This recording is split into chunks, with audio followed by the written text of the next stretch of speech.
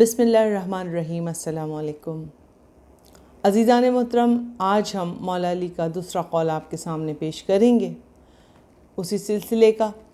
مولا کائنات امیر المومنین علی ابن ابی طالب نے فرمایا کہ جس نے طمع کو اپنا شعار بنایا، اس نے اپنے کو سبک کیا، اور جس نے اپنی پریشان حالی کا اظہار کیا وہ ذلت پر آمادہ ہو گیا، اور جس نے اپنی زبان کو قابو میں نہ رکھا اس نے خود اپنی بے وقتی کا سامان کر لیا۔ یہ جو مولا علی کا قول ہے یہ 3 جملوں پر مشتمل ہے، اور ہم تینوں جملوں کو الگ الگ کی وضاحت اور تشریح آپ کے سامنے پیش کریں گے تاکہ اس کو اچھی طرح سے سمجھا جا سکے۔ پہلا جملہ کیا ہے مولا کا؟ کہ جس نے طمع کو اپنا شعار بنایا اس نے خود کو سبک کر لیا۔ یعنی کہ طمع کہتے ہیں ہرس کو، لالچ کو۔ کیا ہم آج جس دور میں ہم رہ رہے ہیں، اور ہر دور میں ایسا ہوتا ہے اپنے اطراف، ہم جب لوگوں کے ساتھ رہتے ہیں اور دیکھتے ہیں تو ہم لوگوں کی بعض دفعہ یہ ہوتا ہے ہمارے دل میں لالچ اور طمع آ جاتی ہے، کسی کی گاڑی کو دیکھ کر، کسی کے اسٹیٹس کو دیکھ کر، اس کی عزت، شہرت، دولت، پیسے، گاڑیاں، بنگلہ، کوٹھی، کار، ہر چیز کو، تو دل میں آتی ہے ہرس، ایک لالچ کہ کاش ہمارے پاس بھی یہ سب ہوتا۔ اس کے فلاں کے پاس 5 گاڑیاں ہیں، ہمارے پاس 1 ہے، فلاں کے پاس اتنی دولت ہے، ہمارے پاس تو بہت کم ہے، اس کا اتنا بڑا بنگلہ ہے تو ہمارے پاس تو چھوٹا سا گھر ہے۔ تو یہ ہوتی ہے طمع۔ اس نے اپنے آپ کو سبک کر لیا، یعنی کہ اپنے نفس کو اس نے رسوا کر دیا، سبک کر لیا۔ تو مولا فرماتے ہیں کہ جو بھی حالات ہیں اس اپنے حال میں خوش رہنا ہمیں سیکھنا چاہیے۔ ہمیں ہرس، ہوس اور لالچ کو اپنا شعار نہیں بنانا چاہیے۔ ہمیں اپنے سے اوپر نہیں دیکھنا چاہیے۔ جب بھی انسان اپنے سے اوپر دیکھے گا نا، کبھی بھی وہ مطمئن اور خوش نہیں رہے گا۔ اپنے سے نیچے دیکھو ہمیشہ۔ جب بھی نیچے دیکھو گے آپ، ہمیشہ آپ مطمئن رہیں گے اپنے حالات سے اور اپنی چیزوں سے۔ اور یہ جو لالچ اور ہرس اور ہوس اور طمع ہے نا، یہ انسان کو سکون سے جینے نہیں دیتی۔ انسان کو یہ ناشکری ہوتی ہے کہ اللہ نے جو نعمتیں ہمیں دی ہوئی ہیں ہم اس کی ناشکری کر رہے ہیں، اور ہم دوسروں کو دیکھ دیکھ کر ہرس اور طمع کر رہے ہیں، اور اپنے نفس امارہ پر ہم قابو نہیں پا رہے ہیں۔ تو مولا نے اس کو منع فرمایا ہے۔ دوسرا جملہ میرے مولا کائنات کا کہ جس نے اپنے پریشان حالی کا اظہار کیا وہ ذلت پر آمادہ ہو گیا۔ بعض دفعہ ایسا ہوتا ہے کہ انسان کی جو زندگی ہے اس میں ہر طرح کے حالات کا اسے سامنا کرنا پڑتا ہے۔ انسان کے پاس نشیب و فراز بھی آتے ہیں زندگی میں، خوشی بھی ہے، غم بھی ہے، بعض دفعہ رزق و روزی کی بہت فراوانی ہے، بعض دفعہ حالات تنگ ہو گئے، کم ہے رزق، کم ہے روزی، کم ہے دولت، کم ہے تنخواہ، اور حالات کبھی صحت ہے کبھی صحت نہیں ہے۔ تو بعض لوگوں کا یہ ہوتا ہے کہ جب ان کے حالات ایسے ہوتے ہیں تو وہ ہر ایک کو اپنا ہمدرد سمجھنے لگتے ہیں، وہ ہر ایک کو اپنا دوست سمجھنے لگتے ہیں، اور وہ ہر ایک سے اپنی پریشانی کا ذکر کرتے ہیں، اپنے گھریلو حالات کا ذکر کرتے ہیں، اپنے دوستوں سے، اپنے جاننے والوں سے، اپنے اعزاء و اقربا سے، کوئی محلے سے خاتون آ گئیں ان کے ساتھ شروع ہو گئے، اور اپنے حالات کہ بھئی یہ ہے، یہ مصیبتیں ہیں، یہ پریشانیاں۔ یاد رکھیے گا میرے مولا فرماتے ہیں کہ جس نے ایسا کیا اسے رسوا کیا خود کو۔ کیوں؟ اسی کہ یہ بڑے بزرگوں کا بھی قول ہے، ہمارے جو بزرگ ہیں فرماتے تھے، کہتے تھے کہ لوگ آپ کے ساتھ رو کے سنتے ہیں مگر ہنس کے اڑاتے ہیں۔ مطلب آپ کی جو بھی باتیں آپ پریشان ہو کے ان سے ڈسکس کر رہے ہیں، آپ انہیں بتا رہے ہیں رو کے کہ بھئی میرے یہ حالات ہیں، میں یہ مصیبتوں میں ہوں، میں یہ قرضوں میں ہوں، یہ پریشانی ہے، یہ تمام چیزیں آپ کر رہے ہیں، آپ سے سن رہے ہیں بڑے آپ کے ہمدرد بن کے، لیکن وہ باہر جا کے آپ کی انہی باتوں کو ہنس کے اڑائیں گے، بتائیں گے دوسروں کو۔ آپ کی جو گھر کی بات ہے وہ دوسروں تک پھیلے گی، آگے تک پھیلتی چلی جائے گی، جس میں کیا ہوگا؟ آپ کی توہین ہوگی، آپ رسوا ہوں گے، آپ کی بے عزتی ہوگی۔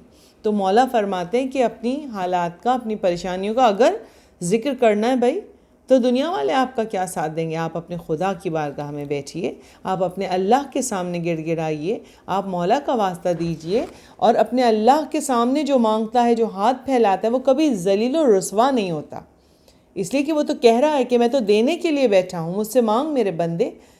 تو ہم اس سے نہیں مانگتے، اس سے مانگیے گڑ گڑا کے، یہ کہہ کر مانگیے کہ اے میرے خدا، اے میرے رب، تو 70 ماؤں سے زیادہ چاہنے والا ہے، تو ہماری مشکلوں اور پریشانیوں میں ہمارا مددگار ہے، اس کی دعا کو قبول کر لے کہ جس کی پونجی امید ہے، جس کا ہتھیار رونا اور پیٹنا ہے، جس کا دعا کرنے کے سوا کوئی بس نہیں چلتا، اور تو جو چاہے اسے بے دھڑک کر گزرتا ہے۔ اے امیدوں کے گوارا بنانے والے، اے بلاؤں کے دور کرنے والے، اے اندھیروں میں گھبرانے والوں کو روشنی پہنچانے والے، اے اس کا سا علم رکھنے والے جسے کوئی تعلیم نہیں دیتا، تو محمد والے محمد پر رحمت بھیج، میرے حق میں وہ کر جو تیری شان کے لیے زیبا ہے۔ آپ مانگ کر تو دیکھیے اس رب العزت سے، وہ آپ کو کس طرح سے عطا پر عطا کرتا چلا جائے گا۔ اللہ تو وہ ہے جس نے ہمارے عیبوں پر پردہ ڈالا ہوا ہے، ہماری باتوں کو چھپایا ہوا ہے، ہماری وہ خوبیاں جن کے ہم مستحق نہیں تھے اس نے لوگوں میں مشہور کر دی ہیں۔ تو وہ بڑا رحمان الرحیم ہے۔ آپ اپنے رب سے مانگیے، اپنے رب سے آپ باتیں کیجئے، آپ ایک سلسلہ بنائیے۔ آپ ساری بات جو دنیا والوں سے کرتے ہیں اس کو کر کے تو آپ رسوا ہوں گے۔ تو جو مانگنا ہے اور جو کہنا ہے اللہ اور مولا سے کہیے، اور یقیناً وہ ہماری دعاؤں کو قبول بھی کرتے ہیں، سنتے بھی ہیں اور پردہ پوشی بھی کرتے ہیں۔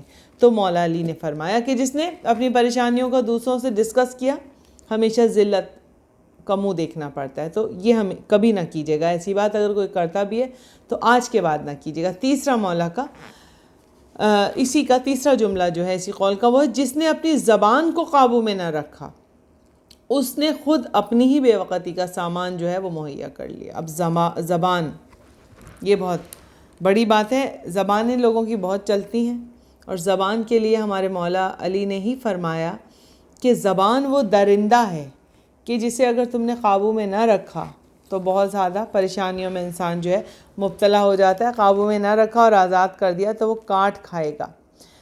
تو ہمیشہ، اور پھر یہ بھی ائمہ نے فرمایا کہ انسان جو ہے وہ اپنی زبان کے پیچھے چھپا ہوا ہوتا ہے، بس ادھر زبان کھولتا ہے، منہ کھولتا ہے، اس کی پوری شخصیت کا آپ کو اندازہ ہو جائے گا کہ اس کی اصل کیا ہے، اصلیت کیا ہے اس کی۔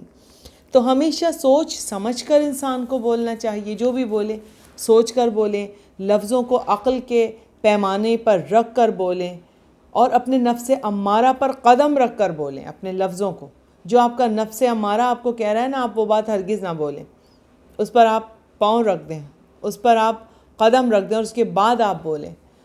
تو مولا کا یہی قول ہے کہ اور زبان جو ہے وہ انسان کو رسوا بھی کروا دیتی ہے اور اس کو عزتیں بھی دلواتی ہے۔ تو بس یہی مولا فرماتے ہیں کہ اپنی زبانوں کو سوچ سمجھ کر بولو، اپنے لفظوں کا انتخاب کرو، اپنی باتوں کو عقل و فہم کے پیمانوں پر تول کر بولو۔ جب بولنے کا وقت آئے تو فکر کو زبان پر حاکم بنا لو، اپنی سوچ کو، اپنی فکر کو اپنی زبان پر اپنا حاکم بنا لو۔ اپنے زبانوں کو اپنے نفسوں کا حاکم مت بننے دینا، اور اسی طرح سے اچھا بولو، صحیح بولو، اور جس نے ایسا کیا وہ دنیا کی نظر میں عزت پاتا ہے، اور جس نے زبان کو کھلا چھوڑ دیا وہ ذلیل و خوار ہو جاتا ہے۔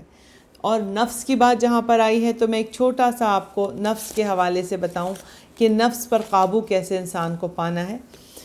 نفس کو کنٹرول ہم بہت ساری خواہشیں نفسانی ہماری ہوتی ہیں، نفس امارہ جسے آپ کہتے ہیں، جو آپ کو غلط راستوں پہ اور دنیا کی رنگینیوں کی طرف ڈھکیلتا ہے۔ تو اس پہ ہمیں قابو کیسے پانا ہے؟ تو مولا کائنات علی ابن ابی طالب سے ہمیں توسل کرنا بے حد ضروری ہے، یعنی کہ نفس امارہ پر قابو پایا جا سکتا ہے۔ تو سنیں، اس کا ایک چھوٹا سا وظیفہ ہے، میں آپ کو سناتی چلوں۔ آیت اللہ شیخ عبد القائم شوستری فرماتے ہیں کہ یا علی یا علی یا علی کا ورد آپ کو 110 مرتبہ کرنا ہے نماز فجر کے بعد۔ آپ نے نماز فجر ادا کی، اس کے بعد 110 ٹائمز آپ کیا پڑھیں گے؟ یا علی یا علی یا علی، اور اس کے بعد آپ 70 ٹائمز 70 مرتبہ پڑھیں گے لا فتح الا علی لا سیف الا ذوالفقار۔ کہتے ہیں جس نے یہ ورد کر لیا، 70 مرتبہ یہ پڑھا لا فتح الا علی لا سیف الا ذوالفقار، اور 110 دفعہ پڑھا آپ نے یا علی، تو کہتے ہیں کہ بہت جلد وہ اپنے اندر ایک تبدیلی محسوس کرے گا اور اپنی خواہشات نفسانی پر وہ قابو پانا سیکھ جائے گا، اور ایک پازیٹیو چینج آپ کو اپنی پوری پرسنالٹی میں محسوس ہوگی۔ تو ایسا کر کے دیکھیے۔ تو یہ تھا میرے مولا کا قول 3 حصوں میں، جس کو ہم نے آپ کو بتایا، اور ہمیں امید ہے کہ آپ کو سمجھ میں آیا ہوگا، اچھا لگا تو آپ شیئر کیجئے اور آگے پہنچائیے۔ اس کے ساتھ ہی ہم اگلے قول کے ساتھ حاضر ہوں گے۔ اجازت دیجیے، اللہ نگہبان۔